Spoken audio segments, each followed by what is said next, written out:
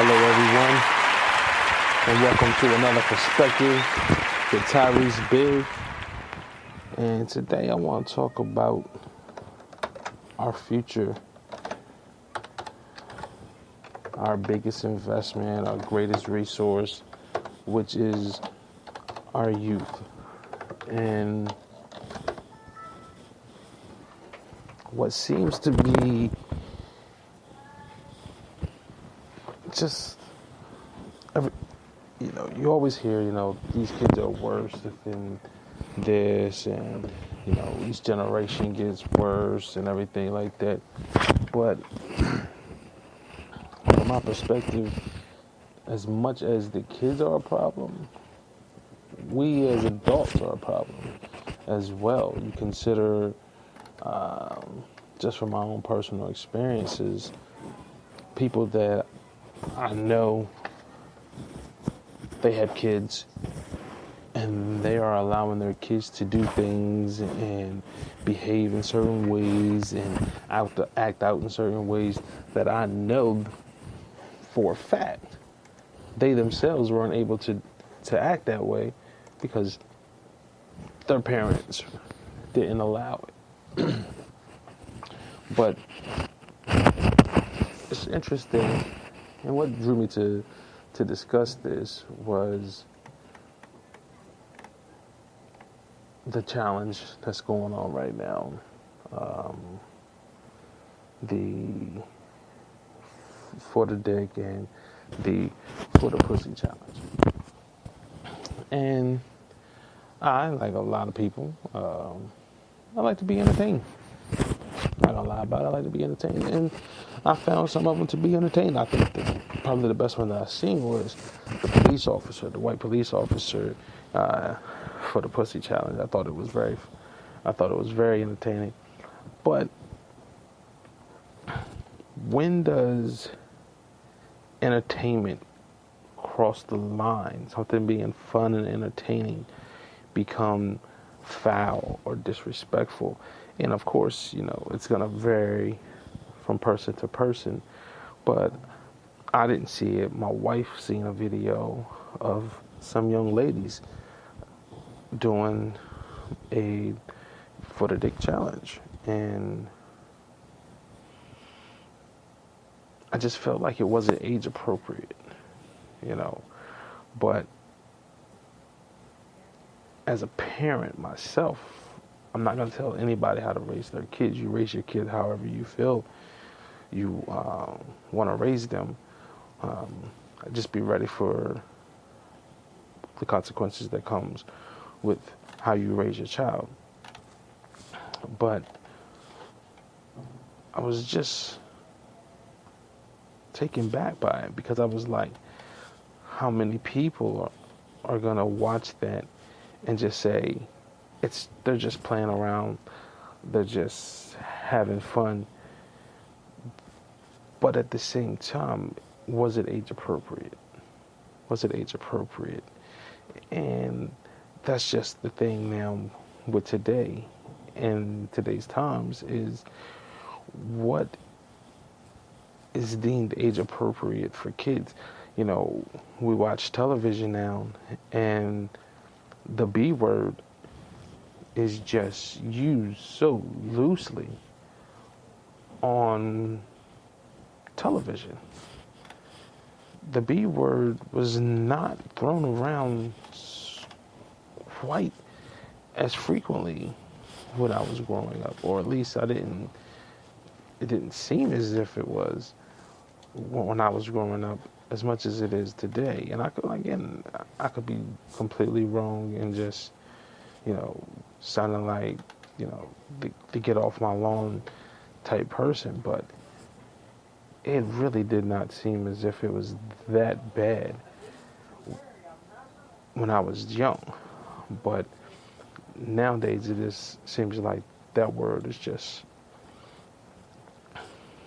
commonly used on television.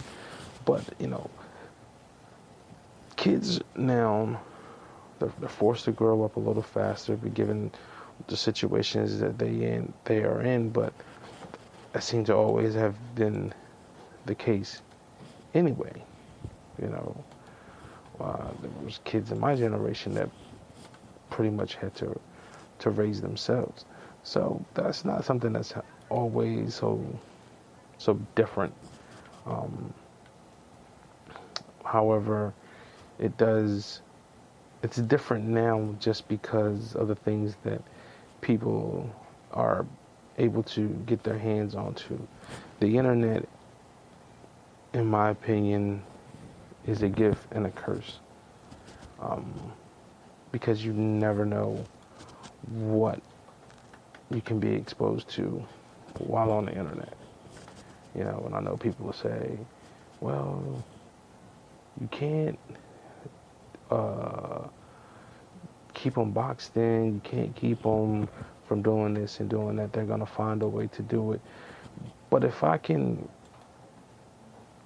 restrict them from doing it as much as possible, then I'm doing my job as a parent, in my opinion. I'm not going to say that you're not doing your job as a parent, because I'm not going to tell you how to parent your children. You choose how to parent your children however you see fit. But I know my kids do not have a Facebook. My oldest is 18. If she wants a Facebook now, she can have a Facebook. But as long as she lived under my roof, she did not have a Facebook while in high school. She had one of them, Snapchat, Instagram. I don't know. Don't use them myself, so I don't know which one she is on. But I just know, and again, and the thing of it is, it's not even a worry of what she's doing with other teenage kids. It's the adults. Like, how many grown men watch these young girls do that challenge and said, oh, really? That's what you'll do for? And now they're preying upon these young girls because they seen that challenge.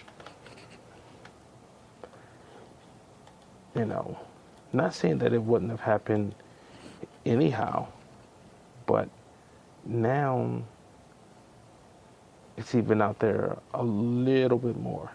You've put it out there a little bit more, that you're a little bit more willing than maybe the next.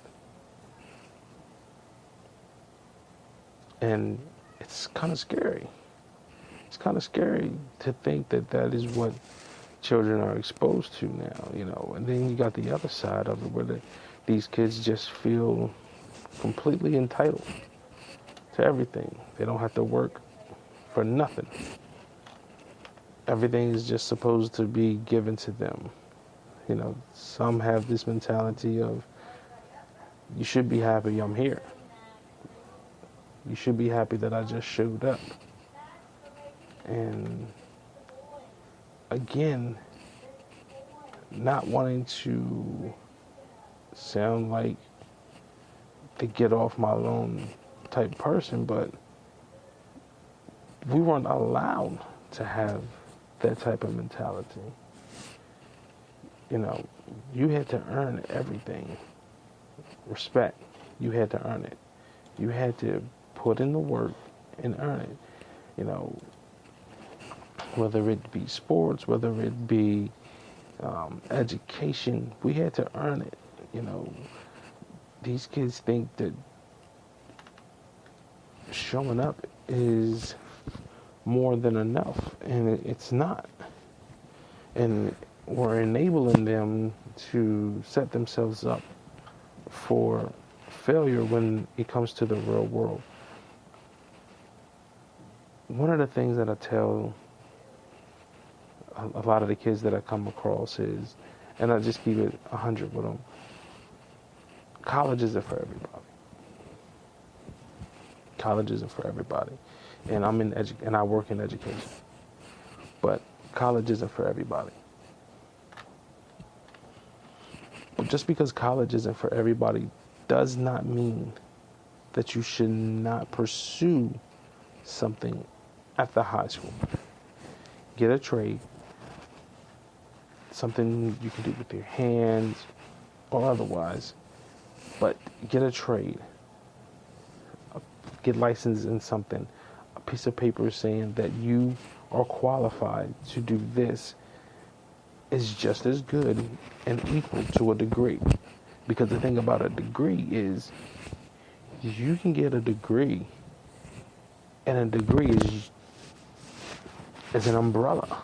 Because people can major in something, and people will be like, what did you major in? I majored in African American studies. And the question that somebody will ask them is, so what do you plan to do with that? But if somebody says, so what you go to school for? Well, I didn't go to school, but I did go and I got certified. I got my CDLs. Oh, so you're going to drive truck? No, I didn't go to college, but I'm an RN. Oh, so you're a nurse. So you get that license in a field, it's very specific. Where a degree, I have a business degree, and I just told you I'm in education. See, a degree gives you, and I don't want to bash college, but that is what you were always told. You go to college and you go and get a career. And it sounded simple and easy, and I wanted to do it. I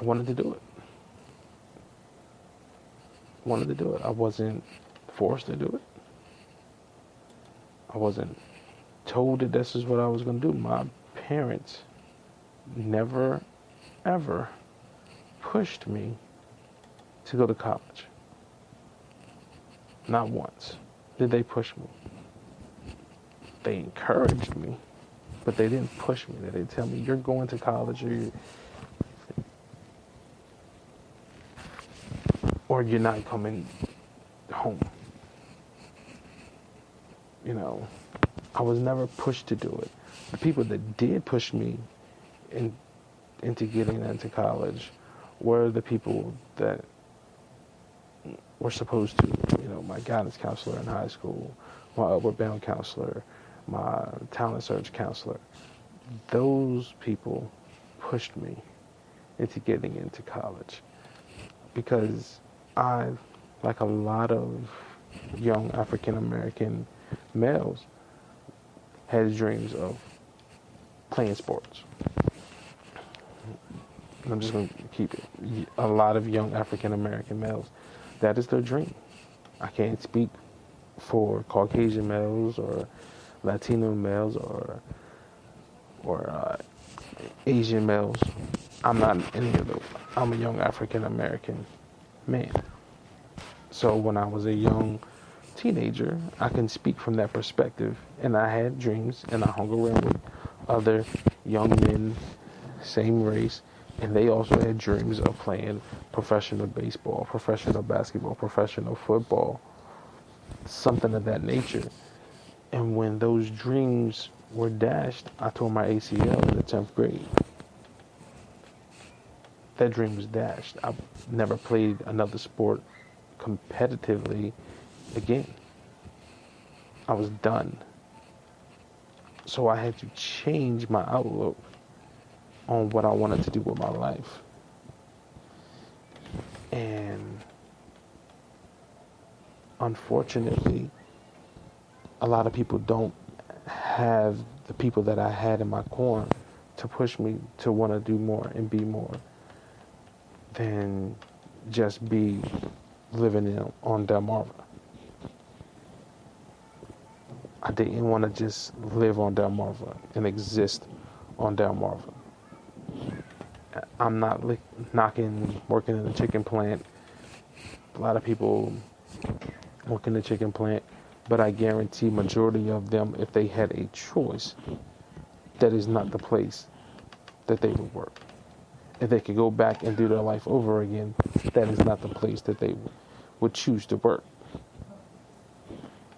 But circumstances, situations come up in life, and you have to do what you have